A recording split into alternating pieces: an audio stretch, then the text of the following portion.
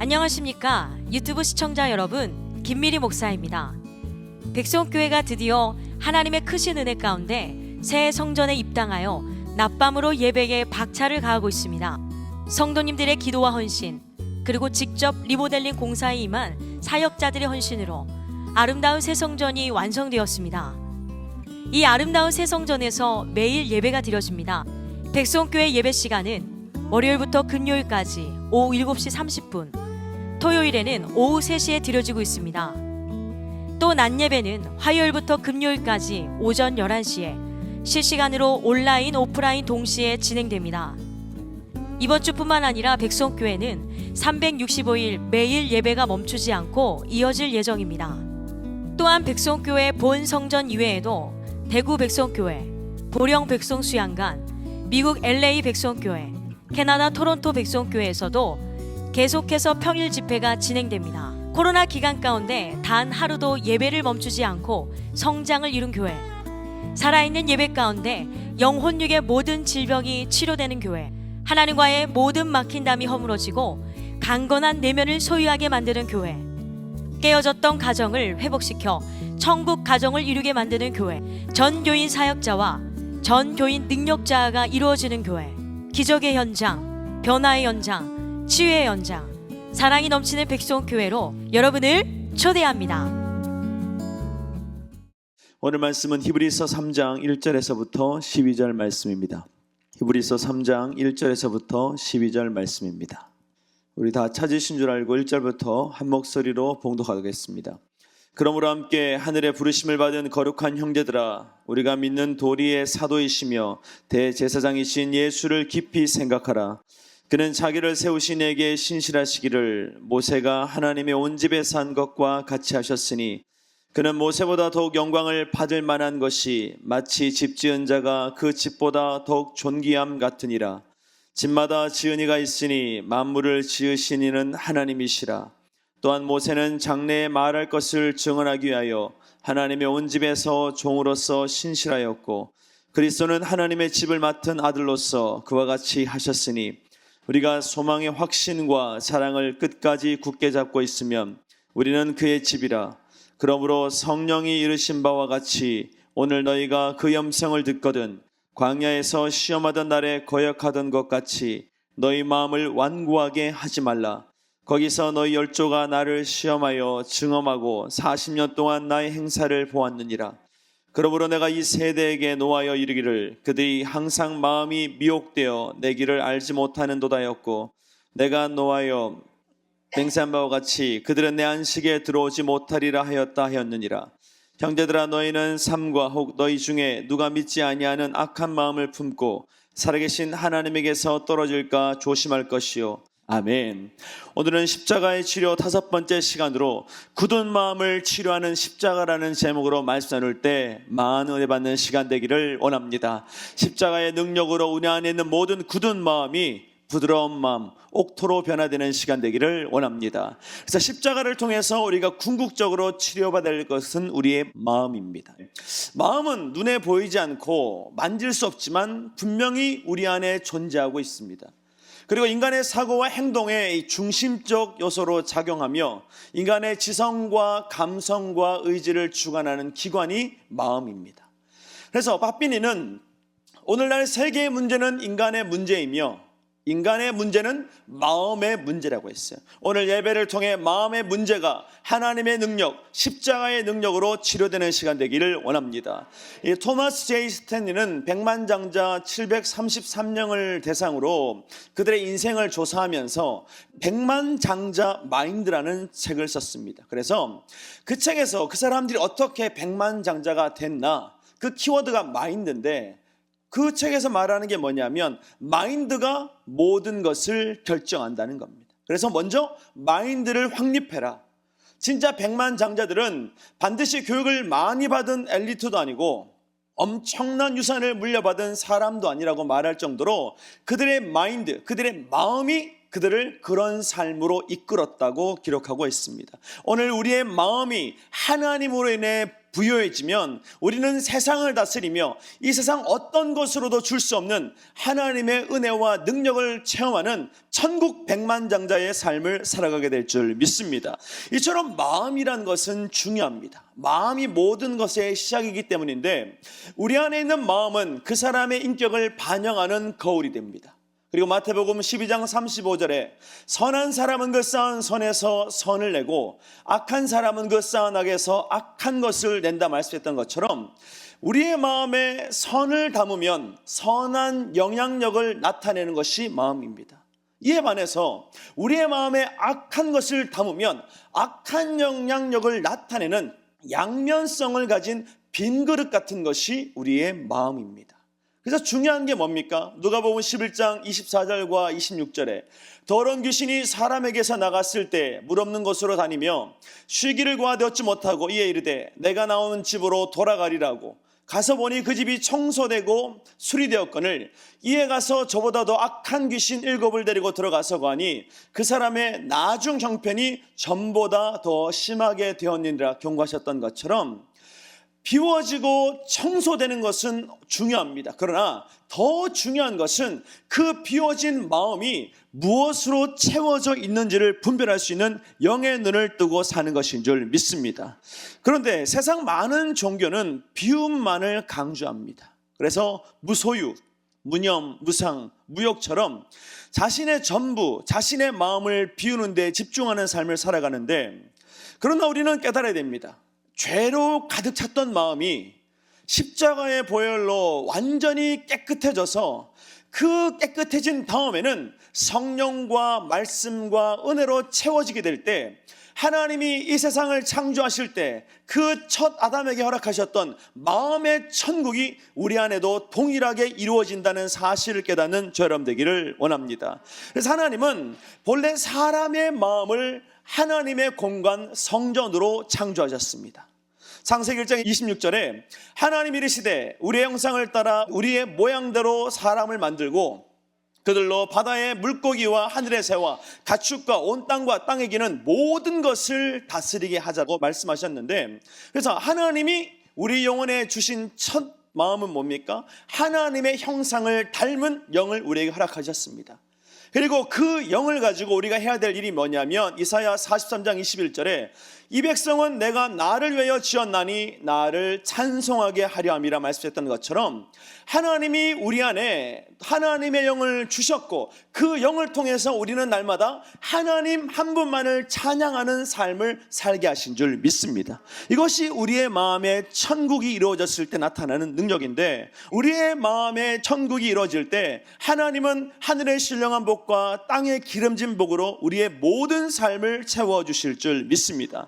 그리고 하나님의 능력을 주셔서 이 땅을 하나님의 뜻대로 통치하는 천국 대사로 만들어 주실 줄 믿습니다. 그리고 우리 안에 선한 양심을 주심으로 하나님의 뜻을 분별하고 하나님께만 순종하는 삶을 살게 하셨습니다. 이것이 우리의 마음에 하나님의 영을 주시며 찬양의 사명을 주신 목적이라면 오늘 우리는 빛과 소금 역할을 감당하기 위해서 하나님의 능력을 갑절로 받아 하나님의 뜻을 이뤄나가는 우리 모두가 되기를 원합니다. 하지만 이 아담과 하와의 범죄로 인해서 사람의 마음 깊은 곳에 어둠의 영역이 생겼습니다. 원죄가 만든 어둠의 영역이 생겼는데 요한복음 8장 44절에 보면 너희는 너희 아비 마귀에게서 났으니 너희 아비의 욕심대로 너희도 행하고자 하느니라. 그는 처음부터 살인한 자요 진리가 그 속에 없으므로 진리에 서지 못하고 거짓을 말할 때 제 것으로 말하나니 이는 그가 거짓말쟁이요 거짓의 아비가 되었음이라 말했던 것처럼 아담과 하와의 범죄 이후에 태어난 모든 사람들은 누가 시키지 않아도 어떻게 합니까? 거짓말하고 노력하지 않아도 부정적인 말을 하며 나이가 들면 들수록 욕심과 교만의 노예로 살아가는 삶을 보게 됩니다.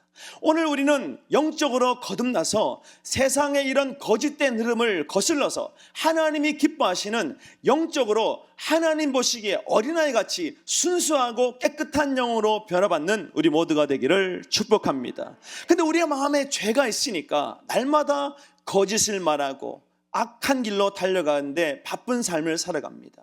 그래서 하나님은 우리 마음 깊이 뿌리내리고 있는 이 원죄를 제거하기 위해서 예수 그리스도를 이 땅에 보내주신 줄 믿습니다. 그리고 그 십자가 위에서 우리의 모든 죄를 치료하시며 우리를 하나님의 자녀로 회복시켜 주신 줄 믿습니다. 그리고 오순절 마가의 다락방에 임하신 이 성령의 임재를 통해서 하나님의 사람 그리스도인답게 살아갈 수 있는 능력이 날마다 우리 내면 깊은 곳에서 샘솟는 기적을 허락하셨다면 오늘도 예배를 통해 기쁨의 생수가 터지는 시간 되기를 원합니다. 감사의 생수가 터지는 시간 되기를 원합니다. 하나님이 주신 능력의 생수가 터져서 모든 방황하는 영혼들, 상처 입은 영혼들, 어둠 속에 다니는 영혼들을 하나님께로 돌이키는 사람 낚는 어부의 인생 살아가는 우리 모두가 되기를 축복합니다. 그래서 예수님은 요한복음 3장 5절에 예수께서 대답하시되 진실로 진실로 너에게 이르노니 사람이 물과 성령으로 나지 아니하면 하나님의 나라에 들어갈 수 없다 말씀하셨어요. 오늘 예배를 통해 성령 충만받는 시간 되기를 원합니다. 우리는 성령을 통해서 거듭난 자의 삶을 살아야 되는데 왜 우리가 거듭나야 되냐면 거듭나지 못한 사람의 마음에는 여전히 선과 악이 공존하며 저주와 축복이 함께 공존하기 때문에 지속적인 충돌이 발생할 수밖에 없기 때문입니다. 그래서 내면이 하나님의 영과 악한 영이 함께 존재하니까 어떤 일이 벌어져요? 인간의 마음에는 열정이 있지만 게으름도 있습니다. 사랑이 있지만 미움도 있습니다. 행복이 있지만 우울함이 있습니다. 그래서 날마다 우리의 마음이 영적 전쟁터가 되는 거죠. 오늘 영적 전쟁은 땅 따먹기라 그랬는데 오늘 여러분의 마음의 땅을, 여러분의 마음의 지경을 하나님의 능력과 성령의 도우심으로 날마다 넓혀나가는 우리 모두가 되기를 축복합니다. 그래서 우리는 영적 전쟁 가운데 있습니다. 그래서 온전히 거듭나는 삶을 살아야 되는데 이런 영적 전쟁에서 승리하려면 나의 의지를 하나님께 드리기로 결단하는 우리 모두가 되기를 원합니다. 그래서 우리의 의지가 어디에 있느냐에 따라서 하나님의 영의 인도함 받을 수도 있고 악한 영의 인도함 받을 수도 있습니다. 사도 바울이 로마서 7장 21절과 24절에 그러므로 내가 한 법을 깨달았노니 곧 선을 행하기 원하는 나에게 악이 함께 있는 것이로다. 내 속사람으로는 하나님의 법을 즐거워하되 내 지체 속에 한 다른 법이 내 마음의 법과 싸워 내 지체 속에 있는 죄의 법으로 나를 사로잡는 것을 본다고 말했습니다. 오라 나는 곤고한 사람이로다. 이 사망의 몸에서 누가 나를 건져내랴 말했던 것처럼 자기 안에 두 마음, 두 법이 있다는 것을 깨달았어요. 그리고 내가 가진 어떤 힘으로도 악한 영의 법에서 자유할 수 없음을 고백했습니다. 그 모든 결박을 끊는 것은 십자가의 능력이며 십자가의 치료인 줄 믿습니다. 그래서 굳은 마음을 치료하는 십자가의 능력이 모든 인생에게 필요하다는 거죠. 십자가의 치료는 마음에서 어둠을 몰아내어 우리를 빛으로 충만한 인생으로 역전시킵니다. 십자가의 치료는 우리 마음에 있는 죄를 몰아내고 선한 능력으로 살아갈 수 있는 힘의 근원이 됩니다. 십자가의 치료는 마음속 깊이 자리 잡고 있는 우울을 몰아내고 기쁨의 생수를 터뜨리는 변화의 과정인 줄 믿습니다. 그리고 십자가의 치료는 마음속에 있는 절망을 쫓아내며 소망이 샘솟게 하는 변화의 과정입니다. 오늘 영적 전쟁을 통해서 여러분 안에 오직 하나님이 허락하신 선한 것으로 충만히 채워지는 시간 되기를 원합니다. 그 모든 선한 것은 십자가의 치료를 통해 우리에게 허락되어진 하나님의 선물입니다. 그래서 십자가의 치료를 통해서 우리는 고린도서 6장 11절과 13절의 말씀처럼 고린도인들이여 너희를 향하여 우리의 입이 열리고 우리의 마음이 넓어졌으니 너희가 우리 안에서 좁아진 것이 아니라 오직 너희의 심정에서 좁아진 것이니라. 내가 자녀에게 말하듯 하노니 보답하는 것으로 너희도 마음을 넓히라 명령했던 것처럼 오늘 십자가의 치료를 통해서 마음의 지경이 하나님의 나라 천국으로 넓혀지는 역사가 일어나기를 원합니다. 그래서 예수 그리스도를 따름으로 마음을 넓히고 마음의 깊이를 새롭게 할 때, 다시 말해서 마음의 용량을 키울 때 우리는 기적의 주인공, 변화의 주인공이 될 줄 믿습니다. 마음의 용량이 키워졌을 때 하나님의 은혜와 능력이 채워지게 되면 우리는 세상을 변화시키는 축복의 통로, 능력의 통로가 됩니다. 여러분의 마음을 점검하시고 십자가의 치료를 통해서 여러분의 좁은 마음을 넓히시고 상처 입은 마음을, 그 상처 입은 자를 치료할 수 있는 영혼의 안식처로 변화시켜 나가는 우리 모두가 되기를 원합니다. 그래서 우리는 어떤 마음을 먹느냐에 따라서 언어가 달라지고 표정이 달라지며 행동이 달라지고 삶이 변화된다는 사실을 깨달아야 됩니다. 모든 변화의 시작은 마음에서부터 시작됩니다. 그래서 마음은 우리의 모든 영적인 상태를 그대로 다 드러내게 되는데 그것이 보이지 않잖아요. 그래서 하나님이 보이지 않는 마음을 점검케 하시려고 우리의 표정과 우리의 눈빛과 우리의 행동을 통해서 내면의 상태를 점검케 하셨습니다. 창세기 4장 5절과 6절에 보면 가인과 그의 재물은 받지 아니하신지라 가인이 몹시 분하여 뭐가 변했습니까? 안색이 변했습니다.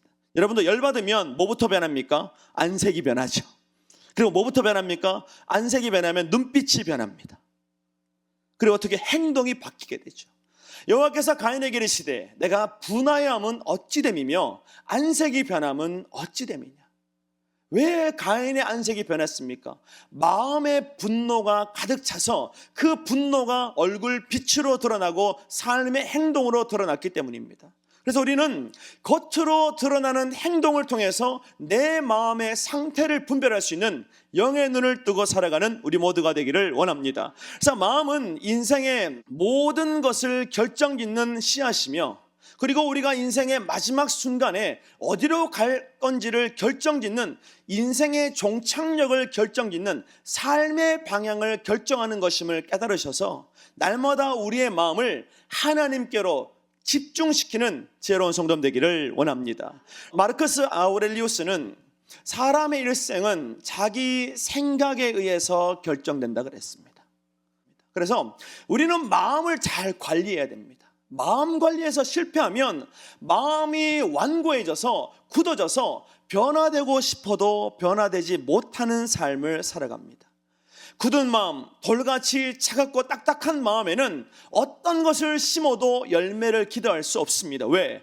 뿌리 내리지 못하기 때문입니다. 오늘 여러분, 돌같이 굳은 마음입니까? 하나님의 말씀과 성령의 능력과 은혜의 단비를 맞아서 그 굳은 마음, 돌같은 마음이 부드러운 마음, 옥토로 변화되는 시간 되기를 원합니다. 한마디로 여러분, 돌같이 굳어버린 마음의 특징은 무감각입니다. 크리스 에리슨 목사는 거절감이 많거나 스스로 묵는 생각을 많이 하게 되면 내면이 단단히 묶인다 그랬어요. 생각을 통해서 마음이 점점 굳어진다고 말했습니다. 예를 들어서 진짜 용서할 수 없는 사람이 있습니다. 그러면 우리 마음이 이렇게 말합니다. 절대 용서 안 해. 어떻게 해도 나는 절대 용납 안 하고 나 절대 안 웃어줄 거야. 여러분, 싸우고 난 다음에 상대방이 그러잖아요. 미안해. 그러면 그냥 한 번씩 웃어주면 사실은 끝나는 거거든요. 너도 잘못했고 나도 잘못했으니까 그냥 어떻게 풀어주면 되는데, 마음에 절대 나 용서 안 할 거야 그러면 옆에 상대방이 그냥 진짜 개그 콘서트에 나오는 개그맨보다 더 웃겨도 웃습니까 안 웃습니까? 절대 안 웃죠. 어떻게 합니까? 이를 꽉 깨물고요. 막 웃기는데 웃으면 내가 진다 생각합니다. 근데요, 그 용서하지 못하는 마음이 가장 먼저 상처내는 것은 어디입니까? 바로 내 마음이라는 것을 깨달아야 됩니다. 평생 용서하지 못한 사람이 있을까요? 근데 영화에 보면 용서받지 못한 자라는 영화가 있잖아요. 누구나 내가 용서하지 못한 사람이 있습니다. 근데요, 희한한 건 내가 만든, 용서하지 못한다는 마음이 만든 감옥에 누가 갇혀 사냐면 내가 갇혀 산다는 것을 깨달아야 될 줄 믿습니다. 그리고 상처와 죄악을 재료로 만들어진 자기만의 세계관을 가지고 있으면 내가 바라보는 모든 세상이 부정적이며 형편없어집니다. 오늘 내가 상대방을 바라봤을 때 뭔가 문제가 있고 뭔가 부정적이며 뭔가 잘못됐다고 생각하면 가장 먼저 우리는 자기 마음을 점검할 줄 아는 지혜로운 성도 되기를 원합니다. 내 관점이 잘못됐으니까 상대방이 왜곡돼 보이는 거죠. 오늘 마음을 고침으로 모든 왜곡된 시선을 사로잡아 하나님과 소통하는 우리 모두가 되기를 원합니다.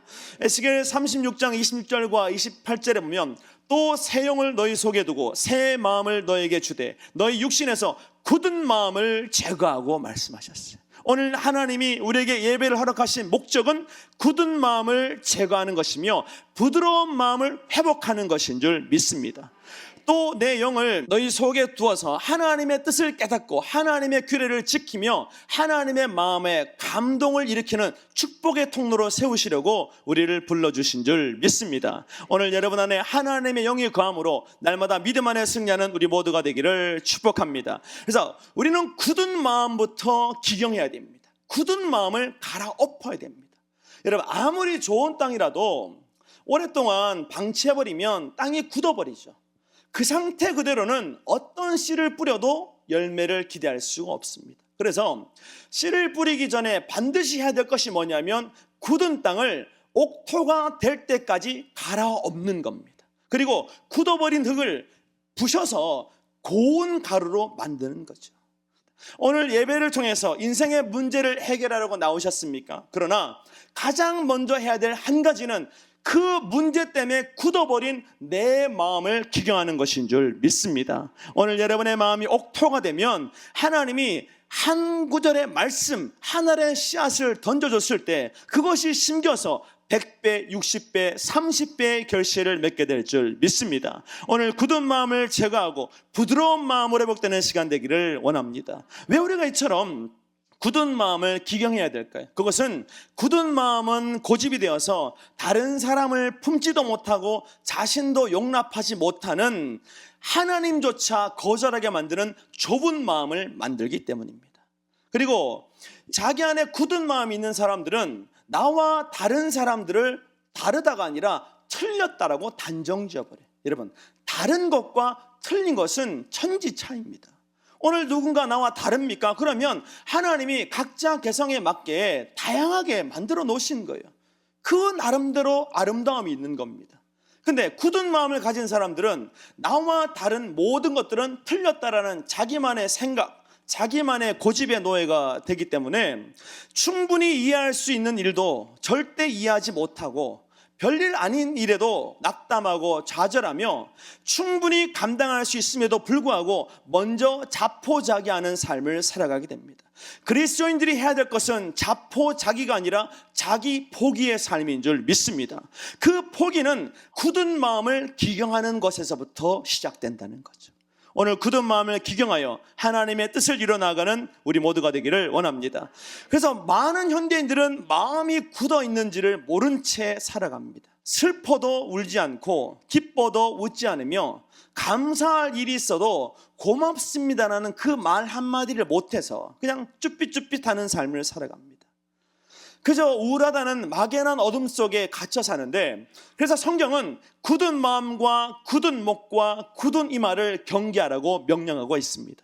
누가복음 21장 34절과 36절에 보면 너희는 스스로 조심하라. 그렇지 않으면 방탕함과 술 취함과 생활의 염려로 마음이 둔하여지고 뜻밖의 그날이 덕과 같이 너에게 임하리라. 이 날은 온 지구상에 거하는 모든 사람에게 임하리라. 이러므로 너희는 장차 올 이 모든 일을 능히 피하고 인자 앞에 서도록 항상 기도하며 깨어있으라 명령하셨어요.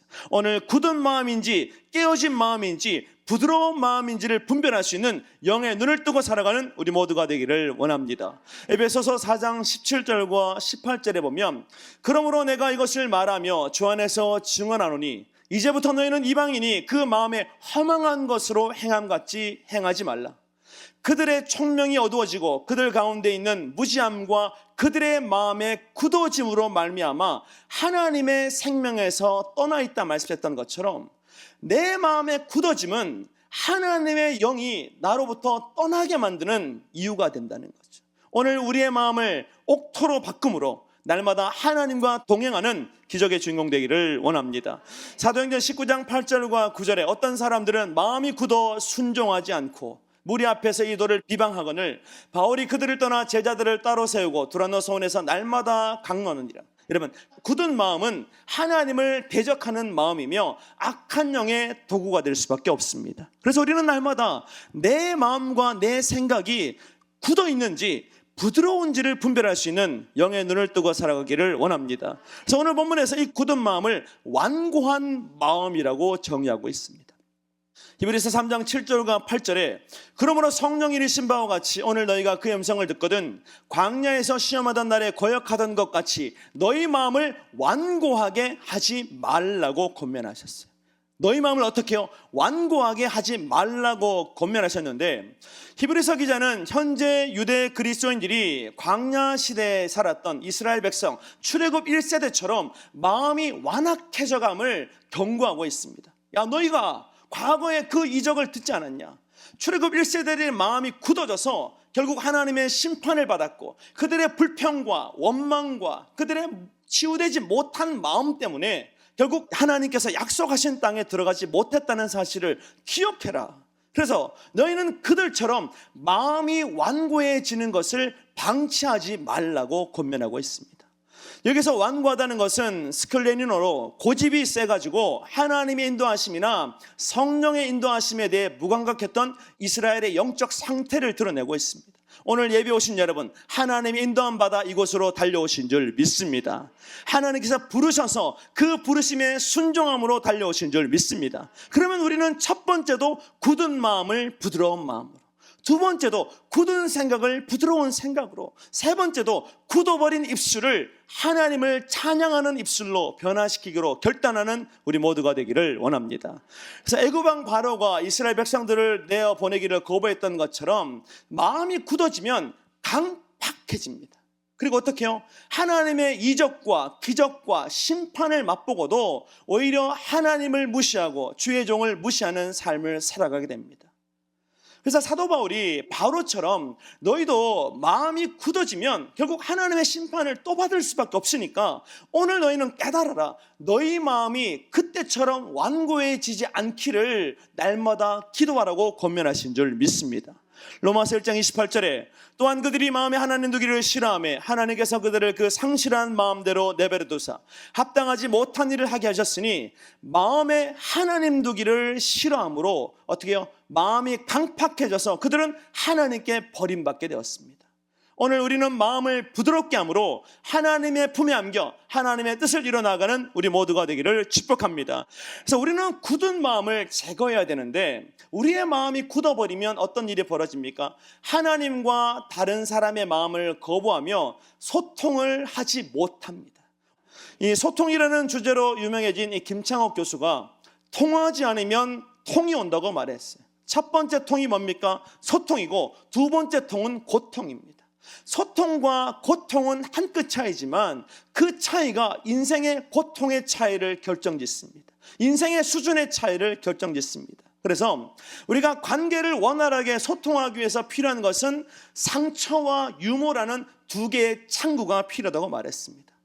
여러분, 누군가를 만나서 서로 알아가려면 마음의 문을 먼저 열어야 되는데 그 마음의 문이 얼마나 많은지 몰라요.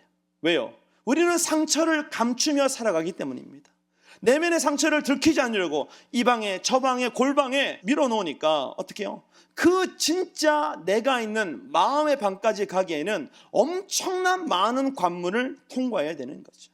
근데요, 그 문을 통과하게 만들고 그 문을 단번에 열도록 내 상처가 숨어있는 마음의 영혼의 밀실을 단번에 열도록 만드는 것이 상처와 유머라고 말했습니다. 왜냐하면 동병상련이라는 말처럼 같은 상처를 가지고 있는 사람에게는 더 쉽게 마음의 문을 여는 것이 사람의 특징이기 때문입니다. 오늘 여러분 인생에 겪었던 모든 상처가 동일한 상처를 겪고 있는 사람들의 마음의 문을 열어서 그 영혼의 밀실에 하나님의 영, 성령의 충만한 임재가 이르게 하는 축복의 통로, 능력의 통로가 되기를 원합니다.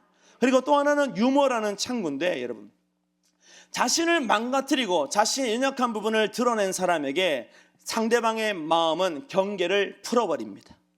웃다 보면 상대방을 향해 거부했던 마음의 벽이 와르르 무너지게 됩니다. 그래서 상처와 유머의 공통점이 뭐냐면 먼저 자신의 연약함과 자신의 내면, 자신의 상처까지도 먼저 드러낼 때 상대방의 마음의 문도 열린다는 사실을 깨닫는 우리 모두가 되기를 원합니다.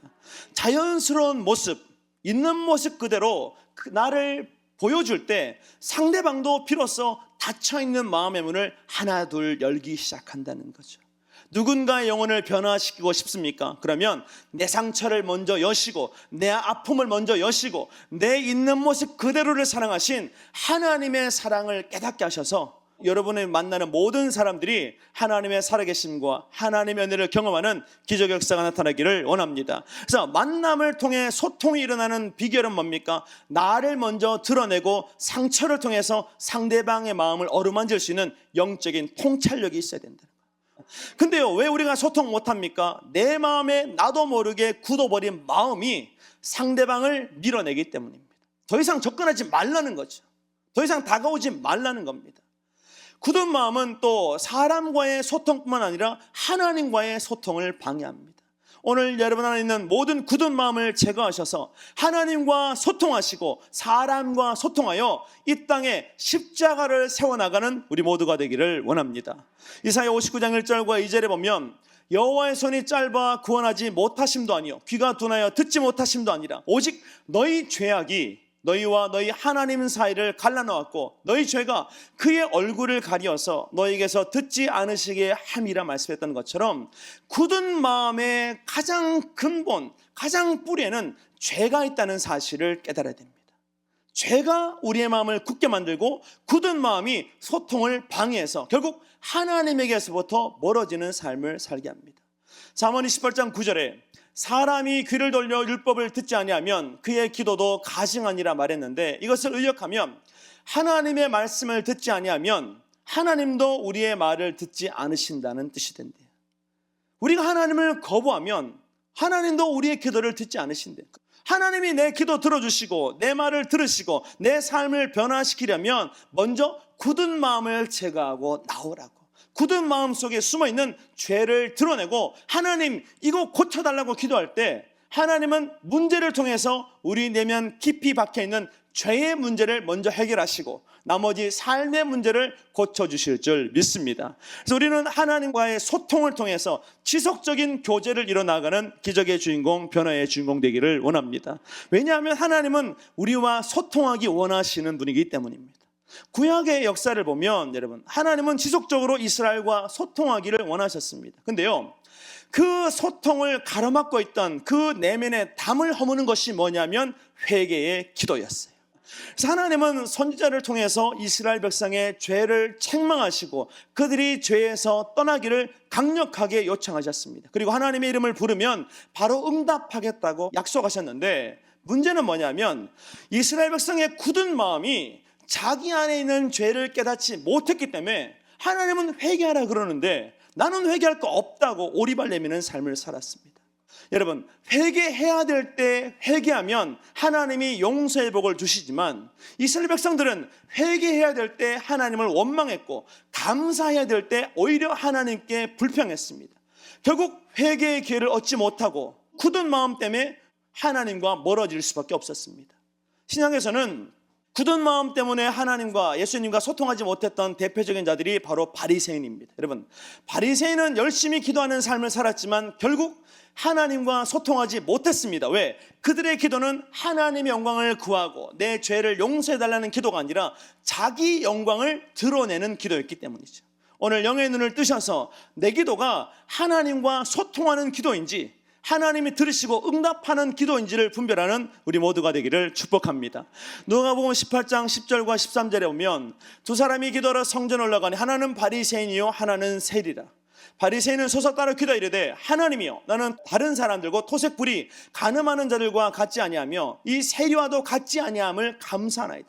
나는 일에 2번씩 금식하고 또 소득의 11조를 드리나이다. 이게 지금 하나님 자랑입니까? 자기 자랑입니까? 자기 자랑이죠. 근데 세리는 어떻게 했습니까? 멀리 서서 감히 눈을 들어 하늘을 쳐다보지 못하고 다만 가슴을 치며 이르되 하나님이여, 나를 불쌍히 여기소서. 나는 죄인으로소이다. 자기 인생에 유일하게 하나님께 드릴 말씀, 그 말이 뭐냐면 나는 하나님 앞에 죄인이라는 고백입니다. 오늘 그 고백을 들으신 하나님은 세리의 기도를 들으시고 그와 소통하시며 그를 하나님의 백성으로 회복시켜 주신 줄 믿습니다. 세리가 하나님이 원하는 기도였고 하나님은 그 기도를 들으시고 그 인생의 모든 결박을 풀어오셨다면 오늘 우리는 기도의 패러다임을 바꿔야 됩니다. 내가 하고 싶은 말만 하는 기도가 아니라 하나님이 듣고자 하는 것을 기도로 올려줄 수 있는 영적인 통찰력을 가진 우리 모두가 되기를 원합니다. 잠언 28장 13절에 자기의 죄를 숨기는 자는 형통하지 못하나 죄를 자복하고 버리는 자는 불쌍히 여김을 받으리라 약속하셨어요. 하나님은 사랑의 하나님, 긍휼이 풍성하신 하나님이신 줄 믿습니다. 죄를 고백하는 자에게 하나님은 은혜를 주시고 영광의 면류관을 씌워주심으로 그를 그리스도인으로 회복시켜 주실 줄 믿습니다. 내가 하나님 앞에서 죽을 수밖에 없는 죄인임을 인정하고 죄를 고백하면 하나님은 비로소 소통의 역사를 허락하십니다. 시편 51편 17절에 하나님께서 구하시는 제사는 상한 심령이라 하나님이여 상하고 통회하는 마음을 주께서 멸시하지 아니하시리로다. 여러분, 내가 죄인임을 고백하고 하나님께 나아갈 때 내가 쌓았던 모든 죄의 담이 무너지며 그 무너진 담을 통해서 십자가의 보혈의 은혜가 나를 적시고 나를 채우며 나를 깨끗하게 만들어 주실 줄 믿습니다. 그러나 우리는 죄인임을 고백하지 못해서 그 하나님의 놀라운 사랑을 경험하지 못하는 거죠. 오늘 내가 죄인임을 깨달으시고 하나님의 사랑으로 내가 변화되었음을 고백하는 우리 모두가 되기를 축복합니다. 그리고 굳은 마음을 가진 사람들의 두 번째 특징은 건강하지 못한 방식으로 자신의 마음을 감추려고 합니다. 자신의 마음을 보호하려고 하는데 굳은 마음이 왜 생겼습니까? 대부분은 상처받았던 어떤 시점에서 마음이 굳어지기 시작했는데 그 굳은 마음은 대부분 어린 시절에 내 힘으로 해결할 수 없는 문제나 내가 극복할 수 없는 어떤 일, 사건을 통해서 마음에 상처가 생기고 거기서부터 굳어진 거라는 겁니다. 상처가 많은 사람들은 또 어떻게 해요? 또 다른 상처 받는 걸 너무 싫어해요.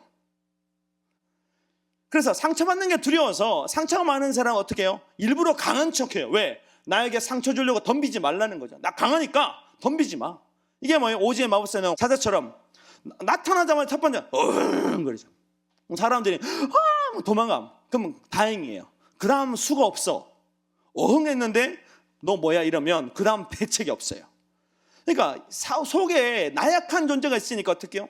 그냥 겉으로 일부러 강한 척해서 나에게 아무런 문제가 없는 것처럼 스스로를 포장합니다. 그리고 어떤 사람들은 두렵고 슬프고 힘든 마음을 들키지 않으려고 가식의 옷, 밝고 웃는 모습 그런 것들을 장착합니다. 그런데요, 희한한 게 뭔 줄 아세요? 얼굴은 웃지만 입꼬리는 올라가 있지만 그 사람에게서 슬픔이 느껴지는 이유는 그의 마음이 어떻게 합니까? 우울과 하나님과 상관없는 것들로 가득 차 있기 때문입니다. 오늘 우리의 속사람의 표정을 있는 그대로 하나님 앞에 드러내기로 결단하는 우리 모두가 되기를 원합니다. 한마디로 모든 사람들은 상처받기 싫어서 저마다 자신을 보호하려는 경향이 강합니다. 그래서 모든 사람들은 자신의 상처 입은 마음을 보호하기 위해서 자기 방어 기제라는 것을 쓰는데 그 자기 방어의 기제는 억압과 부인과 반동 형성과 공격자의 동일화와 투사와 저항이라는 6가지 방식이 있습니다. 억압이 뭐냐면 내 안에 불안한 것들이 나타나면 그 불안한 감정을 의식을 통해서 어떻게 합니까? 무의식의 세계로 밀어버리는 겁니다. 나는 불안하지 않다 이렇게 밀어버리는 거고, 그리고 죄책감과 죄의식과 수치와 이 자존심의 상처를 내는 모든 것들, 그 모든 불안을 어떻게 합니까? 억압을 통해서 내면 깊은 곳으로 밀어버리는 겁니다. 이게 자신을 방어하는 거래요. 두 번째는 부인인데 고통을 주는 현실을 인정하지 않는 겁니다. 나에게 이런 일이 일어나지 않았을 거야. 나는 이런 거 없어. 현실을 부정해버리죠. 세 번째는 반동 형성인데 자신이 느끼는 감정과 정반대의 행동과 태도를 취하면서 남자들이 짓궂은 애를 보면 속으로 좋아하는 여자애가 있으면 어떻게 하는 줄 아세요? 괜히 가가지고 머리를 삐삐처럼 따면 머리를 당겨요. 꼭 막 괴롭혀요. 그래가지고 제가 이제 옆에 보면서 야, 쟤는 왜 저 괴롭힐까? 그랬더니 옆에 애가 툭 치면 말합니다. 야, 그것도 모르냐? 쟤 좋아하니까 괴롭히는 거지. 사춘기가 저보다 훨씬 빨리 왔나 봐요. 그냥 막 괴롭히는 거지. 이게 반동 형성입니다. 그리고 공격자의 동일화가 있는데 이게 뭐예요? 나를 공격하는 사람이 너무 힘들고 싫어요. 근데 그걸 벗어날 방법이 없어요. 그럼 어떡합니까? 내가 그 사람과 똑같아지는 겁니다. 미운 정이 있다는 거, 이게 그런 거죠. 닮아갑니다. 어린애도 보면 자기가 무서워하는 대상이 나타나면 꼭 그 대상처럼 행동해버려요. 이게 뭡니까? 무서운데 내가 안 무서운 척, 두려움의 대상과 나를 동일시켜버립니다. 그리고 다섯 번째는 투사란 것이 있는데, 자신이 무의식에 품고 있는 상대방을 향한 공격적인 성향이나 계획이나 이 충동이 전부 저 사람의 것이라고 손가락질하는 거죠. 다시 말해서 저 사람을 미워하고 저 사람을 공격하는 모든 이유는 저 사람이 먼저 나를 미워했기 때문에 나는 그렇게 할 수밖에 없다라고 자신을 합리화시키는 것이 투사입니다. 오늘 누군가에게 자꾸 저 사람이 나를 미워하는 것처럼 느껴지고 저 사람이 내가 하는 일마다 방해하는 것처럼 느껴진다면 그 상대방에게 보여지는 건 누구예요? 바로 나 자신임을 깨닫는 우리 모두가 되기를 원합니다. 여러분, 상대방을 통해서 나를 확인하게 하시는 것이 하나님이 영적 변화의 과정 속에 살아가신 축복인 줄 믿습니다. 왜? 우리는 자기 눈에 있는 들보는 못 보고 남의 티는 그렇게 잘 보잖아요. 그러니까 상대방에 있는 티를 통해서 내 안에 있는 들보를 깨닫게 하시려고 하나님이 계속 어떻게 합니까? 투사라는, 나는 상처를 피하기 위해서 자기 방어의 기조로 쓰지만 하나님은 우리의 내면의 상처를 드러내서 고치려고 투사의 방법을 쓰시는 줄 믿습니다. 여섯 번째는 저항이 있습니다. 저항이 뭐냐면, 이 억압된 어떤 내면의 것들이 의식에 떠올 때 그냥 어떻게 합니까? 생각하고 싶지 않아서 그냥 마치 내가 모르는 일처럼, 건망증에 빠진 것처럼 뻔히 의식의 세계 속에서 드러나는 일들을 없는 일 취급해버리는 게 저항입니다. 이처럼 방어 기제는 왜곡된 인격과 사고방식을 만들어냅니다. 마치 전쟁에서 훈련된 병사가 화살이 날라오거나 총이 날라오면 방패를 들고 머리를 숙이는 것처럼 어떤 위협이나 자신에 관한 사건이 터져버리면 사람은 곧바로 방어 기제를 통해서 자신의 상처 입은 인격을 보호합니다. 그러나 문제는 뭐예요? 그것은 보호가 아니라 점점 더 상처를 키우는 것이고, 결국 그 굳어버린 마음, 하나님도 손댈 수 없을 정도로 방치된 굳어버린 마음은 하나님과 우리를 멀어지게 만드는 악한 영의 도구가 되는 줄 믿습니다. 오늘 여러분 안에 있는 자신 안에 있는 변호사를 예수의 이름으로 몰아내는 우리 모두가 되기를 축복합니다. 그러면 방어 기제들은 결국 우리의 안에 왜곡된 인격을 만들고 우리의 마음을 더 힘들게 만들고 결국 우리 영혼을 굳게 만듭니다. 그래서 결국 고집쟁이, 악한 사람, 말이 통하지 않는 사람으로 우리를 전락시켜 버리는데, 그 모든 배후에는 굳은 마음, 치료되지 못한 상처를 감추고 있고 그 상처 뒤에 있는 죄가 그 모든 것을 조종하고 있음을 깨닫는 우리 모두가 되기를 원합니다. 그래서 세계적인 아동 심리학자 앨리스 밀러는 방어 기제를 다루는 데는 두 가지가 필요한데, 첫 번째, 어린 시절에 만든 상처로 인해 만들어진 트라우마와 직접 대면해서 마주서는 거라 그랬어요. 오늘 여러분, 상처를 외면하지 말고 즉시하심으로 대면하여 그 상처의 실체를 파악하는 우리 모두가 되기를 원합니다. 두 번째는 고통을 피하기 위해서 세워놓았던 수많은 방어 기제를 인정하고 그걸 걷어내는 거라고 말했어요.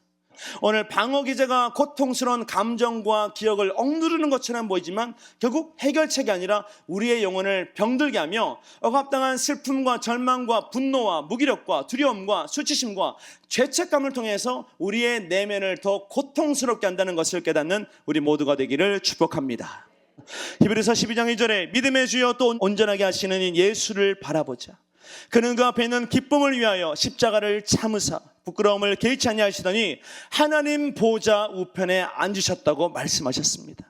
하나님 우리의 모든 죄를 십자가에서 예수 그리스도를 통해서 담당케 하시고 우리의 모든 죄를 사해 주신 줄 믿습니다. 예수 그리스도의 십자가는 우리의 모든 고통을 드러내어 고치는 하나님의 은혜의 통로요 축복의 통로라면, 오늘 예배를 통해서 지금까지 감췄던 모든 죄를 드러내심으로 죄와 상처에서 벗어나 회개함으로 진리 안의 자유함을 누리는 우리 모두가 되기를 원합니다. 아무리 인생에 아프고 힘든 기억이 있어도 그 기억을 통해서 예수 그리스도의 십자가를 바라보면 우리는 위로와 은혜와 긍휼을 덧입게 될 줄 믿습니다. 마치 민수기 21장의 놋뱀같이 십자가는 바라보기만 해도 우리의 심령을 치유하는 축복의 통로, 능력의 통로입니다. 민수기 21장 6절과 9절에 여호와께서 불뱀들을 백성 중에 보내며 백성을 물게 하심으로 이스라엘 백성 중에 죽은 자가 많은지라. 백성이 모세에게 이르러 말하되 우리가 여호와 당신을 향하여 원망함으로 범죄하였사오니. 오늘 원망의 입술을 할례받는 시간 되기를 원합니다. 불평의 입술에 성령의 불이 많은 시간 되기를 원합니다. 그래서 여호와께 기도하여 이 뱀들을 우리에게서 떠나게 하소서라고 기도했더니 모세가 백성을 위해서 기도합니다. 그때 하나님이 모세에게 말씀하십니다. 불뱀을 만들어 장대 위에 매달아라. 물린 자마다 그것을 보면 살리라.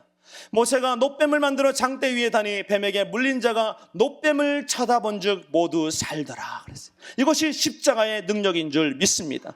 예수 그리스도 이전에 십자가는 사형틀이었고 죽음의 장소였지만 예수 그리스도 이후에 십자가는 우리의 영혼을 살리며 생명을 살리며 우리를 하나님의 자녀로 회복하는 하나님과의 영적인 만남의 장소, 소통의 장소인 줄 믿습니다. 오늘 십자가로 승리하는 우리 모두가 되기를 원합니다. 그래서 예수님은 십자가가 하나님이 우리를 살리시는 능력의 십자가로 바꾸기 위해서 육체의 모든 고통을 그 십자가에서 맛본 인생을 살았습니다.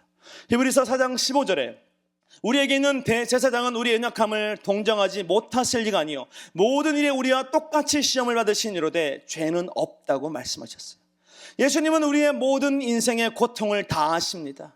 아니요, 예수님은 우리의 모든 고통보다 훨씬 더 큰 육체의 고통을 십자가 위에서 당하셨습니다. 주님께서 채찍질 당하실 때 우리는 그게 그냥 한 대 두 대 맞는 걸로 생각했지만 그 채찍 끝에 달려있는 날카로운 것들이 살점을 뜯어내고 모든 것들을 뭉개버리잖아요. 고통 중에도 가장 극심한 고통이 십자가형입니다. 십자가는 여러분 인간이 느낄 수 있는 최고의 고통을 느끼도록 만든 가장 악랄한 사형 도구였습니다. 그 고통은 말로 표현할 수 없어요. 내가 살아있지만 내가 죽어가는 것을 느끼는 것이 십자가며 다른 것 때문에 죽는 게 아니라 나 자신의 무게 때문에 죽어가는 것이 십자가입니다. 고통당하실 이유가 없는 주님이 우리의 죄를 해결하시고 굳은 마음을 제거하기 위해서 하나님의 뜻대로 십자가에 달리셨고 부활하셔서 우리의 굳은 마음을 성령의 은혜로 변화시켜 주실 줄 믿습니다. 그래서 주님은 질병으로 고통당하는 우리의 마음을 아시고 육체의 고통을 당한 우리의 모든 마음을 아시기에 어떤 것 굳은 마음을 기경하라고 명령하신 줄 믿습니다. 왜? 마음에서부터 모든 것들이 시작되니까요. 오늘 우리의 마음을 하나님께 드리는 시간 되기를 원합니다. 그리고 예수님은 우리 때문에 정신적 고통까지도 당하셨습니다. 이사야 53장 3절과 5절에 보면 멸시를 받아 사람들에게 버림받았으며 간고를 많이 겪었으며 질고를 아는 자라. 마치 사람이 그에게서 얼굴을 가린 것 같이 멸시를 당하였고 우리도 그를 귀히 여기지 아니하였도다. 그는 실로 우리의 질고를 지고 우리의 슬픔을 당하였거늘 우리는 생각하기에 그는 징벌을 받아 하나님께 맞으며 고난을 당한다 하였노라. 그가 찔림은 우리의 허물 때문이요 그가 상함은 우리의 죄악 때문이라. 그가 징계를 받음으로 우리는 평화를 누리고 그가 채찍에 맞음으로 우리는 나음을 입었도다 말씀하신 줄 믿습니다. 여러분 이 모든 고통을 감당하시고 그 고난의 터널을 통과하셔서 우리에게 십자가를 통해 구원의 선물을 허락하신 줄 믿습니다. 근데 그 십자가는 엄청난 정신적 고통의 자리입니다. 수많은 조롱을 받았고 가까운 사람들의 배신을 당했으며 심지어 같이 십자가에 달린 그 강도에게도 멸시를 받을 만큼 예수님은 엄청난 충격, 정신적 충격을 받을 수밖에 없었습니다. 근데요, 그 모든 충격을 감당하신 이유는 모든 인류의 내면에 있는 굳은 마음을 제거하시고 병든 영혼을 살리기 위해서 그 십자가의 고통을 담당하신 줄 믿습니다. 그리고 예수님은 우리의 악함을 보시고 낙심하지 않았습니다. 예수님을 고발했던 많은 사람들, 그들의 악함이 얼마나 악랄했습니까? 그러나 예수님은 단 한마디도 스스로를 변호하지 않았습니다. 왜? 그것이 하나님의 뜻이었기 때문입니다. 이사야 53장 7절에 그가 곤욕당하여 괴로울 때에도 그의 입을 열지 아니하였으며 마치 도수장에 끌려가는 어린 양과 털 깎는 자 앞에서 잠잠한 양같이 그의 입을 열지 않았다고 기록하고 있습니다. 왜? 십자가가 내게 허락하신 하나님의 사명이며 십자가를 통해 많은 영혼들을 구속하시고 회복하실 하나님의 원대한 비전을 예수님은 바라봤기 때문인 줄 믿습니다. 그래서 도살장에 끌려가는 어린 양과 털 깎는 자 앞에선 잠잠한 양처럼 그냥 고난을 당하셨습니다. 그리고 어떻게 해요? 그 고난을 통해서 우리를 모든 죄에서 해방시키시며 우리를 하나님의 자녀로 변화시켜 주신 줄 믿습니다. 또한 주님은 영적인 고통을 다 겪으셨습니다. 예수님께서 마지막 십자가 위에서 엘리 라마 사막다니 나의 하나님 어찌 나를 버리셨나이까. 하나님께 버림당하는 영적인 고통을 당했습니다. 그리고 하나님은 아무런 대답도 안 했습니다. 왜요? 그 십자가가 있어야 부활이 있고, 그 부활이 있어야 성령이 임하며 성령의 충만한 능력이 있어야 우리 영혼 깊은 곳에서 영혼의 생수가 터져서 하나님의 자녀답게 살아갈 수 있다는 것을 아셨기 때문에 하나님은 예수를 포기하셨고 예수님은 그 뜻에 순종하는 삶을 사신 줄 믿습니다. 그래서 히브리서 3장 1절과 3절에 그러므로 함께 하늘의 부르심을 받은 거룩한 형제들아, 우리가 믿는 도리의 사도이시며 대제사장이신 예수를 깊이 생각하라고 권면하고 있습니다. 그는 자기를 세우신 이에게 신실하시기를 모세가 하나님의 온 집에 산 것 같이 하셨으니 그는 모세보다 더욱 영광을 받을 만할 것이 마치 집을 지은 자가 그 집보다 더욱 존귀함 같다고 말씀하셨는데, 오늘 본문에서 말씀하시는 게 뭡니까? 예수를 깊이 생각하라는 거죠. 왜 예수님이 십자가를 지셨고 그 모든 고통을 당했는지 너는 깊이 생각해봐라. 그런데 예수를 깊이 생각하라는 것을 번역하면 예수님께 관심을 가지고 예수님을 바라보고 깨달으라는 말이 됩니다.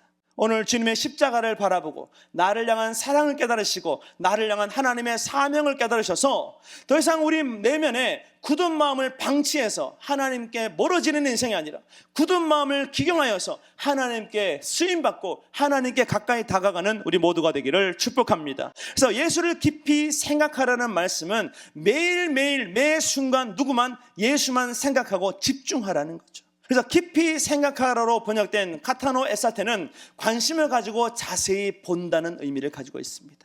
그래서 히브리 기자는 성도들 하여금 예수를 주목하고 그분에게 집중하라고 명령하셨는데 왜 그렇습니까? 예수님만이 시험 중에 있는 영혼, 고통 중에 있는 영혼, 낙심 중에 있는 영혼을 살릴 수 있는 유일한 회복의 통로, 축복의 통로이기 때문인 줄 믿습니다. 예수님은 신실하신 하나님의 종으로서 그리고 하나님으로서 인류를 구원하시는 그 사명에 최선을 다하셨습니다. 그래서 오늘 본문에 보면 예수님은 모세와 같이 충성하셨다고 기록하고 있어요. 모세는 여러분 하나님이 맡기신 사명, 곧 땅에 있는 집을 다스리기 위한 하나님의 사명을 완수하기 위해서 자신의 모든 것을 드렸던 자의 인생입니다. 모세는 하나님의 말씀을 바로 왕 앞에서나 이스라엘 사람들 앞에서 가감하지 않고 감동대로 전했던 축복의 통로였으며, 그리고 하나님의 성막을 짓는데도 그 모든 하나님의 뜻에 어긋남 없이 모든 것을 준행했던 기적의 주인공입니다. 마찬가지로 예수님도 우리의 마음의 성전 회복하시고 이 땅에 있는 모든 인류를 하나님의 자녀로 회복시키시려고 십자가라는 인생의 마지막 사명을 온전히 순종하심으로 감당하신 줄 믿습니다. 오늘 주님의 사랑을 깨달으시고 깊이 생각하시고 주님만 바라보심으로 내 인생의 고통이 나만 겪는 고통이 아니라 하나님이 함께하는 고통이며, 내 인생의 문제가 나만의 문제가 아니라 하나님이 이 문제를 통해서 더 하나님께로 가까이 이끄시려고 허락하신 변장된 축복임을 깨닫는 우리 모두가 되기를 원합니다. 오늘 고난은 변장된 축복이기 때문에 우리는 고난의 전주곡이 울려 퍼질 때, 고난의 문제가 터졌을 때, 이 고난이 장차 다가올 영광, 축복과 좋게 비교할 수 없다는 것을 믿으시고 고난의 터널을 예수님처럼 담대히 뚫고 나가는 우리 모두가 되기를 원합니다. 그래서 우리는 예수의 십자가를 통해서 굳은 마음을 제거해야 되는데, 그 굳은 마음을 제거하기 위해서는 감정이 아니라 말씀의 길 위에 서서 말씀에 순종하는 우리 모두가 되기를 원합니다. 여러분, 감정에 잘 끌려다니는 사람, 이런 사람은 자신의 마음이 굳었다고 생각하지 않습니다. 근데요, 감정에 의존해서 진리를 해석하려고 하기 때문에 감정에 따라서 진리가 해석이 됩니까? 안 됩니까? 안 되는 거죠. 영적 무지에 빠져서 그런 일을 합니다. 이런 것들을 감정적 신앙이라고 말하는데, 자기 감정에 취해서 하나님의 말씀을 왜곡하는 것, 이것이 감정적 신앙입니다. 그래서 자기 감정에 취해서 하나님의 말씀을 들어도 깨닫지 못함으로 내 안에 있는 내면의 상태를 깨닫지 못해요. 하나님과 나를 멀어지게 만드는 굳은 마음을 깨닫지 못한다는 거죠. 쉽게 열광하지만 어떡합니까? 열매가 없어요. 그러니까 세상 사람들에게 빛의 사명, 소금의 사명을 감당하지 못합니다. 우리는 거북이처럼 느리게 가더라도 그 목표를 향해서 끝까지 전진해 나갈 수 있는 믿음의 삶을 살아가는 우리 모두가 되기를 원합니다. 오늘 보면 3장 10절과 11절에 그러므로 내가 이 세대에게 노하여 이르기를 그들이 항상 마음이 미혹되어 내 길을 알지 못한다 그랬어요. 왜 그렇습니까? 감정 따라 말씀을 해석하니까 하나님의 뜻을 깨닫지 못하는 거예요. 감정의 길이 아니라 말씀의 길에 서서 내게 주신 말씀 그대로를 성령의 감동을 받아 해석하고 받아들이고 순종하는 우리 모두가 되기를 원합니다. 내가 노하여 맹세한 바와 같이 그들은 내 안식에 들어오지 못하리라 하였느니라 말씀하셨는데 10절은 여러분 출애굽한 이스라엘 백성에 대한 하나님의 평가입니다. 그 평가 결과가 뭐냐면 이스라엘 백성들은 고질적으로 항상 마음이 미혹당했다는 거죠. 하나님은 이스라엘 백성들을 홍해를 가르셔서 어떻게 합니까? 출애굽을 시켰는데 그 출애굽의 감격이 얼마나 컸던지 온 여인들이 춤추며 하나님을 찬양했습니다. 근데요, 마라의 쓴물을 만나자마자 바로 원망과 불평을 쏟아냈어요. 그리고 만나가 떨어지는 첫날이나 메추라기를 처음 먹었을 때 그들은 진심으로 기뻐했습니다. 그러나 40년 동안 만나 먹고 나니까 만나를 하찮은 것이라고 폄하해버렸습니다. 주님을 원망하고 불평했습니다. 하나님을 대적했어요. 왜? 상황에 따라 감정이 흔들리고 흔들린 감정으로 하나님을 판단했기 때문입니다. 오늘 우리는 상황과 환경을 뛰어넘는 우리 모두가 되기를 원합니다. 마음이 미혹되어로 번역된 이 플라논타인은 플라나오가 원형인데 그릇된 길을 가며 방황하다는 뜻이 있습니다. 다른 것에 끌려서 그릇되게 나아갔다는 뜻이 있는 거죠. 오늘 광야 시대 이스라엘 백성들은 한결같은 마음으로 주님을 섬긴 것이 아니라 환경 따라 흔들리고 문제 따라 흔들리고 있는 것과 없는 것 때문에 흔들려서 결국 마음이 하나님의 길이 아니라 악한 영이 원하는 대로 치우쳐버린 삶을 살았습니다. 하나님은 이스라엘을 가나안 땅으로 인도하고자 하셨지만 그들의 요동치는 마음, 흔들리는 마음, 두 마음을 품은 마음에는 어떤 것도 주실 수 없었어요.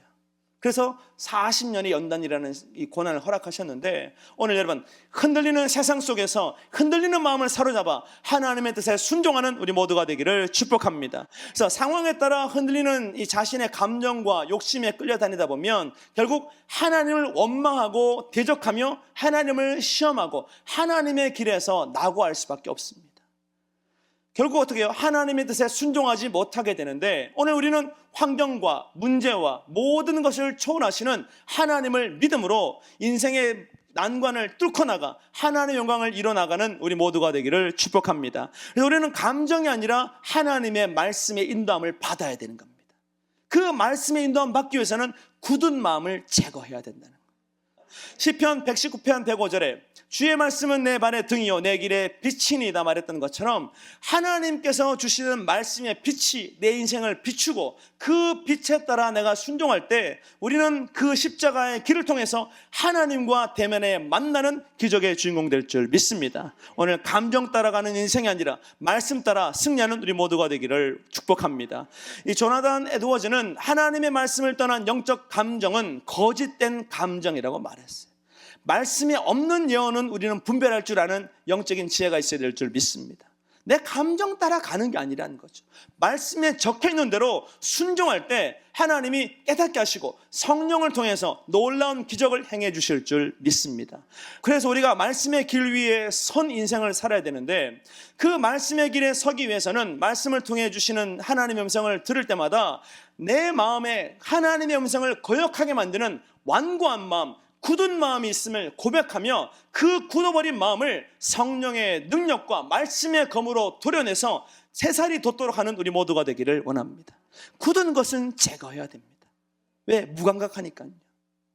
우리가 하나님의 말씀에 가할 때 마음이 부드러워지며 말씀의 씨가 뿌려지면 100배, 60배, 30배 열매를 맺게 될 줄 믿습니다. 우리가 하나님의 말씀 안에 거하면 자아를 내려놓고 내 생각과 내 이론을 내려놓는 삶을 살게 될 줄 믿습니다. 우리가 하나님의 말씀 안에 거하게 되면 어떤 상황에도 넘어지지 않고 하나님만 바라보는 역전의 삶을 살게 될 줄 믿습니다. 그러므로 우리는 오늘도 말씀의 쟁기와 말씀의 검을 들고 묵은 마음과 무뎌진 마음과 믿음에서 점점 멀어지게 만드는 모든 마음에 있는 굳어버린 것들을 예수의 이름으로 끊어내고 새 사람, 새 영으로 하나님과 동행하는 우리 모두가 되기를 축복합니다. 날마다 우리의 마음을 새롭게 함으로 하나님의 뜻을 이루어 나가는 기적의 주인공 되기를 원합니다. 그리고 십자가를 바라보며 우리 안에 있는 굳은 마음을 제거하려면 하나님에게서 멀어지게 만들고 떨어지게 만드는 죄의 유혹을 경계하는 지혜로운 성도 되기를 원합니다. 어느 날 마음이 모래를 찾아갔대요. 그래서 모래에게 물었습니다. 모래야, 넌 어쩜 그렇게 부드럽고 하얗니? 어떻게 하면 나도 너처럼 될 수 있을까? 그랬더니 모래가 잔잔한 미소를 띠면서 말했습니다. 나는 날마다 나를 저 바닷물에 씻어. 그리고 나는 다른 흙들처럼 나의 자리가 없어. 바닷물에 쓸려갔다가 쓸려오는 것이 나의 일상이야. 여러분, 해변 가보면 그렇잖아요. 모래가 가만히 있습니까? 왔다 갔다 합니까? 쓸려갔다가 쓸려오는 거죠. 쓸려오는데 그 쓸려감과 쓸려옴에 따라서 처음에는 어떡합니까?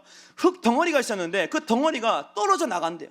근데 그게 너무 고통스러워서 의식을 잃을 때도 있다고 말했대요.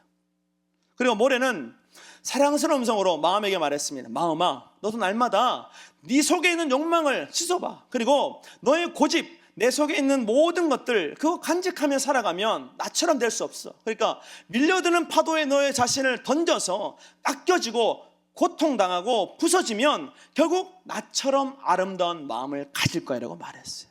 오늘 여러분을 연단하는 모든 고난과 불시험 당함을 이상한 일 당한 것처럼 여기지 않는 우리 모두가 되기를 원합니다. 하나님 우리를 정금같이 깨끗한 영혼으로 변화시키시려고 오늘도 고난의 파도를 통해 이리저리 흔들어 보시는 줄 믿습니다. 그 흔들림을 통해서 우리 안에는 모든 아집과 모든 틀이 무너지고 하나님의 뜻을 이루어나가는 기적의 주인공 되기를 원합니다.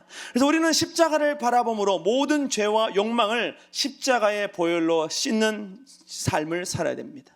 그래서 우리는 마음이 부드럽고 하나님 뜻대로 살아가게 되는데 히브리서 3장 12절과 13절에 형제들아 너희는 삼가 혹 너희 중에 누가 믿지 아니하는 악한 마음을 품고 살아계신 하나님에게서 떨어질까 조심할 것이요 오직 오늘이라 일컫는 동안에 매일 피차 권면하여 너희 중에 누구든지 죄의 유혹으로 완고하게 되지 않도록 하라고 명령했어요. 오늘 이 두 구절의 말씀은 히브리서 기자가 시편 95편의 말씀을 인용한 경고의 말씀인데 유대 그리스도인들에게 말했습니다. 너희는 떨어지지 말라. 그 떨어지게 만드는 완고한 마음을 제가는 삶을 살라고 말했는데 왜 이렇게 권면했냐면 그때 당시 유대인 그리스도인들은 그들의 동족 유대인과 로마 사람들에게 박해를 받았어요. 예수를 믿는다는 이유 하나만으로. 그래서 히브리서 기자는 그들의 그 박해 중에 있을 때, 고난 중에 있을 때라도 하나님에게서부터 떨어질까 날마다 조심하라고 권면하고 있습니다. 오늘 고난 중에 하나님께 더 가까이 붙는 우리 모두가 되기를 축복합니다. 예전에 놀이동산 가면 춤추는 탬버린 같은 거 있잖아요. 아십니까? 한 번도 안 가봤네. 모르세요? 있어요. 팡팡 튀는 게 있습니다. 막 탬버린처럼 생겼는데 막 돌려요. 돌리는데 기계를 운영하는 사람이 밟으면 탬버린처럼 팡팡 튀어요. 그러면 그 안에 있는 사람은 어떻게 됩니까? 붕붕 나는 거죠. 붕붕 날아요. 붕붕 나는데 희한한 게 뭔 줄 아세요? 이게 강도가 점점 세지면 세질수록 어떤 일이 벌어져요? 점점 더 밀착하게 됩니다. 사람과 사람이 밀착하고 그 손잡이와 팔이 막 밀착하게 되는데 마찬가지입니다. 하나님이 인생의 풍랑과 문제를 주신 건 하나님에게서 멀어지라고 허락하신 것이 아니라 더 붙잡으라고 허락하신 줄 믿습니다. 오늘 인생의 파도가 칠 때마다 멈출 수 없는 문제가 터질 때마다 나의 능력이시며 나의 힘의 근원 되시는 하나님의 손을 더 꽉 잡는 우리 모두가 되기를 원합니다. 근데요, 우리의 마음을 하나님에게서부터 멀어지게 하고 떨어지게 만드는 근본에는 뭐가 있습니까? 죄가 자리 잡고 있습니다.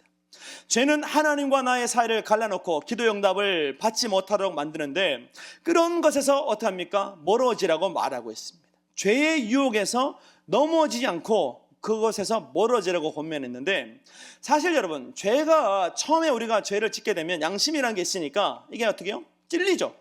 죄를 짓는 것도 무서워요. 근데요 점점 죄를 짓다 보면 이게 익숙해져 가지고 어떻게 합니까? 양심이 화인 맞아서 이게 죄가 죄인지도 몰라요. 문제가 문제인지도 모르는 거죠. 그리고 순간 죄는 악한 누룩처럼 확 퍼지는 성질이 있기 때문에 하나 방치된 죄가 우리의 마음에 남아있으면 순식간에 모든 것들을 어떻게 해요? 오염시켜버린다는 거죠. 오늘 악한 누룩을 경계하시고 하나님에게서부터 나를 넘어지게 만드는 모든 죄를 말씀으로 성령으로 차단하는 우리 모두가 되기를 원합니다. 랄프 베닝은 거룩하신 하나님을 대적하는 죄는 아무리 하찮은 것이라고 할지라도 결코 하찮은 죄가 아님을 유념하라고 말했어요. 그러나 그 죄가 아무리 하찮은 것이라도 지나치게 또 마음을 쓰면 그 죄는 점점 커진다고 말했습니다. 오늘 죄를 분별하는 영의 눈을 뜨고 살아가는 우리 모두가 되기를 축복합니다. 근데 우리 안에 죄가 있을 때 우리는 어떻게 합니까? 요한일서 1장 9절에 보면 만일 우리가 우리 죄를 자백하면 그는 미쁘시고 의로우사 우리 죄를 사하시며 우리를 모든 불의에서 깨끗하게 하신다고 약속하셨어요. 오늘 하나님은 감춰진 죄는 책망하시고 심판하시지만 드러난 죄는 용서하시고 회복시켜 주시는 줄 믿습니다. 오늘 죄의 유혹에서 벗어나는 우리 모두가 되기를 축복합니다. 죄의 유혹을 이기는 방법은 뭡니까? 빨리 회개하는 것 말고는 없습니다. 빨리 죄를 인정하는 것 말고는 없어요. 근데요, 우리가 왜 오늘의 죄를 인정하지 않습니까? 내일 기도하면 되고 내일 회개하면 된다는 이 망상, 잘못된 생각에 사로잡혀 있기 때문인데, 여러분, 내일을 확신할 수 있는 사람이 있습니까? 여러분의 1분 뒤, 1초 뒤를 확신할 수 있는 사람이 있습니까? 아무도 없어요. 어떤 일이 일어날지 모르고 내 목숨이 어떻게 될지 아무도 장담하지 못합니다. 근데 세상 많은 사람들은 오늘이 있었으니까 내일도 있을 거라고 착각하고 오늘의 회개를 어떡합니까? 내일의 회개로 밀어버린다는 거예요. 이것이 하나님에게서부터 점점 멀어지는 지름길입니다. 우리는 내일을 장담할 수 없음을 기억하시고 잠언 27장 1절에 너는 내일 일을 자랑하지 말라. 하루 동안에 무슨 일이 일어날는지 내가 알 수 없다 말씀했던 것처럼 오늘 죄를 깨닫게 하셨다면 바로 지금 이 순간 하나님 앞에 회개하기를 결단하는 우리 모두가 되기를 축복합니다. 죄의 유혹은 우리의 마음을 완고하게 하는데 오늘 본문에서 죄의 유혹으로 인해 완고하게 되지 않도록 어떻습니까? 굳어지지 않도록 해요. 굳어지지 않도록. 이것은 출애굽기 32장 9절에 여호와께서 또 모세에게 이르시되 내가 이 백성을 보니 목이 뻣뻣한 백성이로다 말했던 것처럼 목이 굳어진 것처럼 교만으로 굳어짐을 뜻하고 있습니다.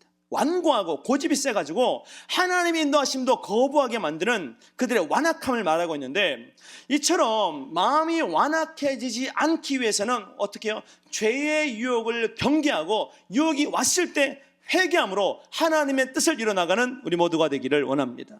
그래서 초기 웨슬리 공동체는 이 죄의 유혹에 대한 심각성을 깨달아서 그들이 날마다 모임에서 질문을 통해서 자신의 죄를 깨닫게 했는데 첫 번째 질문이 뭐냐면 지난 모임 이후에 어떤 죄를 범했습니까? 쉽게 말해서 어제 예배 들어가서 무슨 죄 졌어요? 오늘 여기 오기까지 무슨 죄 졌습니까? 물어보는 거죠. 두 번째, 어떤 유혹을 받았습니까? 세 번째, 어떻게 그 유혹에서 벗어났습니까? 네 번째는 그것이 죄인지 아닌지 확실치 않은 어떤 생각과 말과 행동이 있었습니까? 다섯 번째, 당신에게는 숨기기 원하는 어떤 비밀이 있습니까? 이런 5가지 질문을 통해서 매일매일의 죄를 해결받은 줄 믿습니다.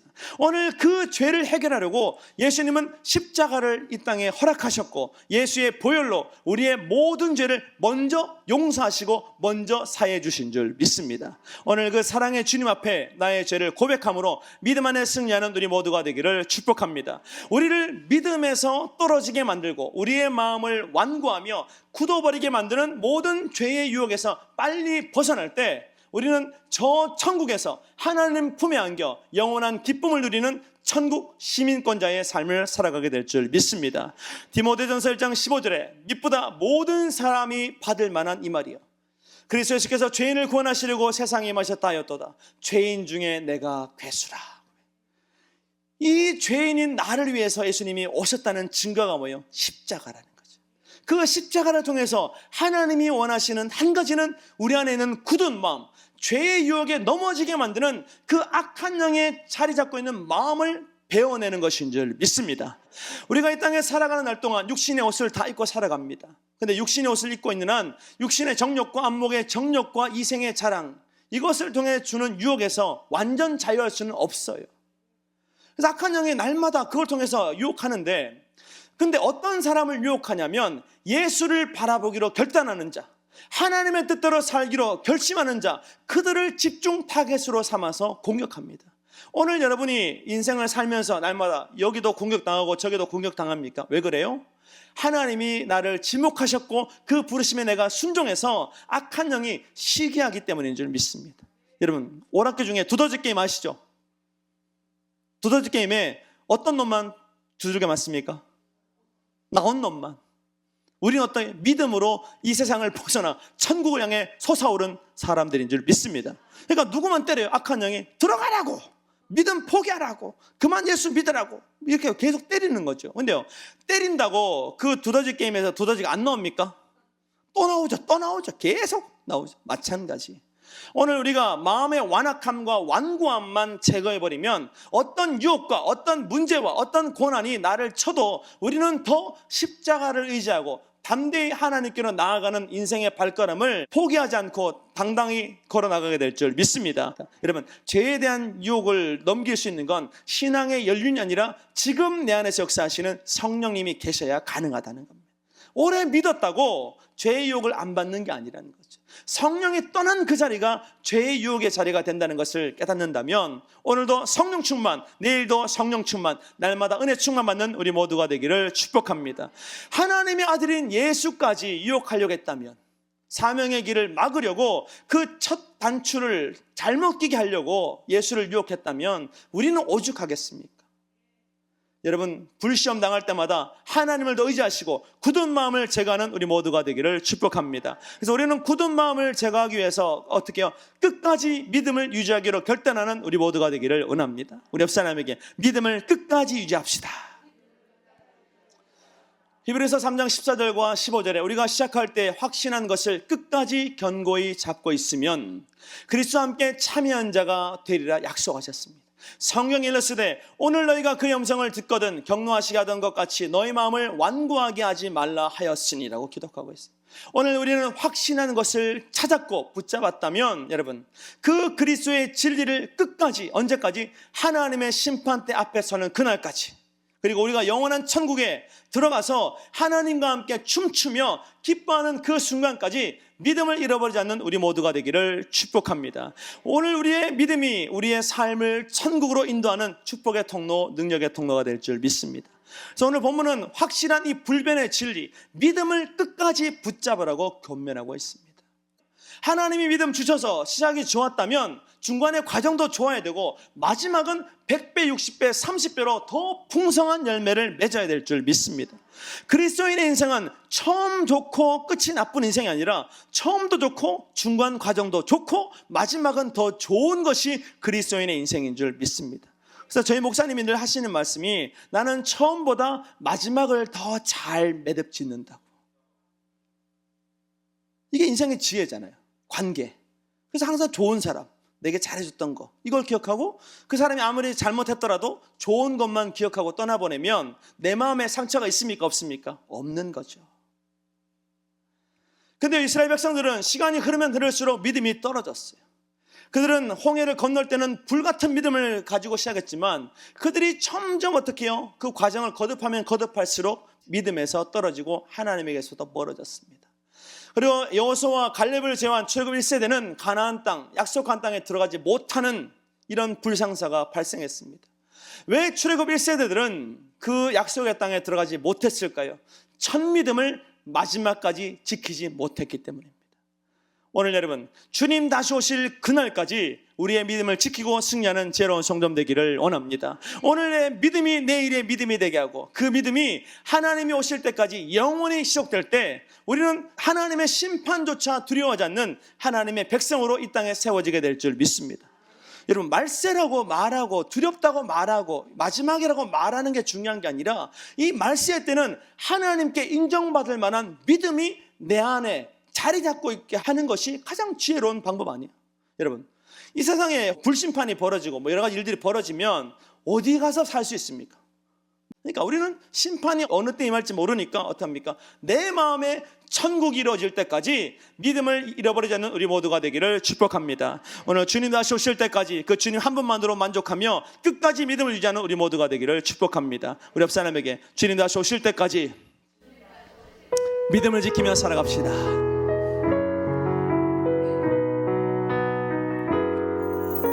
주 주님 다시 오실 때까지 나는 이 길을 가리라.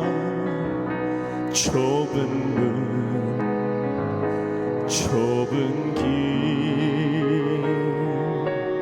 나의 십자가 지고 나의 가는 이 길 끝에서 나는 주님을 보리라. 영광의 내 주님 나를 맞아주시리. 주님 다시 오실 때까지 나는 일어나 달려가리라. 주의 영광 온 땅 덮을 때 나는 일어나 노래하리. 내 사모하는 주님 온 세상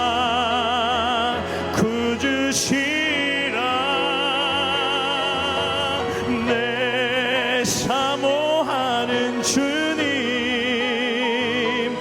영광의 왕이시라. 주님 다시 오실 때까지 주님 다시 오실 때까지 나는 일어나 달려가리라. 주의 영광 온 땅 덮을 때 나는 일어나 노래하리.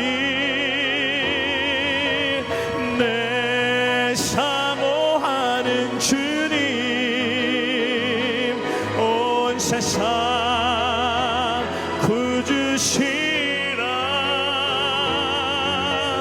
내 사모하는 주님 영광의 왕이시라. 끝까지 믿음을 지키며 승리하는 우리 모두가 되기를 원합니다. 결론적으로 오늘 우리는 십자가의 치료 다섯 번째 시간, 굳은 마음을 치료하는 십자가라는 제목으로 말씀 나눴는데, 오늘 우리는 어떤 것보다 굳은 마음을 치료받아야 됨을 깨닫는 지혜로운 성도 되기를 원합니다. 그래서 우리가 치료받아야 될 굳은 마음의 특징이 뭡니까? 하나님과 소통하지 못하고 사람과 소통하지 못하며 스스로 소통을 거부하는 것, 이것이 굳은 마음이에요. 오늘 막힌 담이 있습니까? 내 마음이 굳었다는 증거입니다. 누군가를 봤을 때 자꾸 멀어지게 되고 다가가지 못하게 만드는 어떤 것이 있습니까? 내 마음이 굳어져 있기 때문입니다. 오늘 굳은 마음을 제거하는 시간 되기를 원합니다. 그리고 건강하지 못한 방법으로 자신의 마음, 상처 입은 마음을 감싸려고 하는데, 여러분, 상처는 드러낼 때 하나님의 치유와 하나님의 은혜를 맛보게 될 줄 믿습니다. 상처를 통해 우리의 속사람을 고치기 원하시는 하나님께 나의 모든 마음을 드러내고 고침받는 우리 모두가 되기를 축복합니다. 그렇다면 예수님의 십자가를 깊이 생각하여 우리 안에 있는 굳은 마음을 제거하기 위해서 어떻게 됩니까? 첫 번째, 감정이 아니라 말씀의 길 위에 서서 예수를 따라가는 우리 모두가 되기를 축복합니다. 우리 옆 사람이 감정 따라가지 맙시다. 그리고 하나님에게서 떨어지게 만드는 모든 죄의 유혹을 경계하는 우리 모두가 되기를 원합니다. 그리고 마지막으로 믿음을 끝까지 지킬 때 그 십자가의 치료가 나의 치료가 되고 십자가의 능력이 나의 능력 될 줄 믿습니다. 오늘 굳은 마음을 제거하는 그 십자가를 의지하셔서 나도 모르게 내 마음을 굳게 만들고 하나님과의 막힌 담을 만들고 사람과 막힌 담을 만들었던 모든 굳은 마음을 십자가 앞에 다 못 박고 새 마음, 새 영으로 하나님의 능력을 온 세상에 드러내는 빛의 삶, 소금의 삶을 살아가는 우리 모두가 되기를 축복합니다. 우리 죄에서 자유를 찬양하면서 우리의 모든 죄를 사하실 그 주님의 십자가를 의지하시고 다시 한번 영적 전쟁 가운데 승리하심으로 굳은 마음을 제거하시고 죄의 유혹에서 자유하는 우리 모두가 되기를 원합니다. 우리 박수치면서 죄에서 자유를 얻게 함은 보혈의 능력 주의 보혈 시험을 이기는 승리되니 참 놀라운 능력이로다. 아멘. 주의 보혈 능력이 또다. 주의 피 믿어 주의 보혈 그 어린 양의 매우 귀중한 피로다. 육체의 정욕을 이기는 보혈의 능력 주의 보혈 정결한 마음을 얻게 하니 참 놀라운 능력이로다. 주의 보혈 능력이 또다. 주의 피 믿어 주의 보혈 그 어린 양의 매우 귀중한 피로다. 눈보다 더 희게 밝히는 것 보혈의 능력 주의 보혈 부정한 모든 것 밝히시니 참 놀라운 능력이로다. 주의 보혈 능력이 또다. 주의 피 믿어 주의 보혈 그 어린 양의 매우 귀중한 피로다. 그 주의 복음을 전할 제목 보혈의 능력 주의 보혈 날마다 나에게 찬송 주니 참 놀라운 능력이로다. 주의 보혈 능력이 또다. 주의 피 믿어 주의 보혈 그 어린 양의 매우 귀중한 피 주의 보혈 능력이 또다. 주의 피 믿어 주의 보혈 그 어린 양의 매우 귀중한 피 주의 보혈 능력이 또다. 주의 피 믿어 주의 보혈 그 어린 양의 매우 귀중한 피로다. 오늘 말씀을 기억하시면서 십자가의 능력으로 우리의 굳은 마음을 제거하시고 진리안에 자유케 되는 회복의 시간 되게 해달라고 우리 주 한번 부르시면서 기도하시겠습니다. 주여